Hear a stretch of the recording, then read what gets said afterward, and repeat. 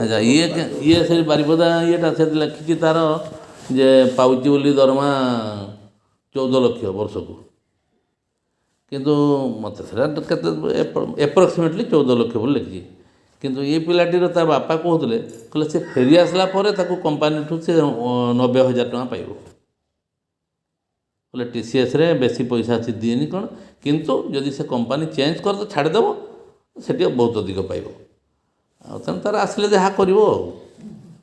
TCS ବେଶୀ ପଇସା ଦିଏ। ହଁ ସେଇଟା ସେ କହିଲେ ଯେ ଆଚ୍ଛା ଇଏ ସେ ବାରିପଦା ଇଏଟା ସେ ଲେଖିଛି ତାର ଯେ ପାଉଛି ବୋଲି ଦରମା 14 ଲକ୍ଷ ବର୍ଷକୁ, କିନ୍ତୁ ମୋତେ ସେଟା କେତେ ଏପ୍ରୋକ୍ସିମେଟଲି 14 ଲକ୍ଷ ବୋଲି ଲେଖିଛି। କିନ୍ତୁ ଏ ପିଲାଟିର ତା ବାପା କହୁଥିଲେ, କହିଲେ ସେ ଫେରି ଆସିଲା ପରେ ତାକୁ କମ୍ପାନୀଠୁ ସେ 90,000 ଟଙ୍କା ପାଇବ। କହିଲେ TCSରେ ବେଶୀ ପଇସା ଅଛି ଦିଏନି କ'ଣ, କିନ୍ତୁ ଯଦି ସେ କମ୍ପାନୀ ଚେଞ୍ଜ କରି ଛାଡ଼ିଦେବ ସେଠି ବହୁତ ଅଧିକ ପାଇବ। ଆଉ ତେଣୁ ତାର ଆସିଲେ ଯାହା କରିବ ଆଉ।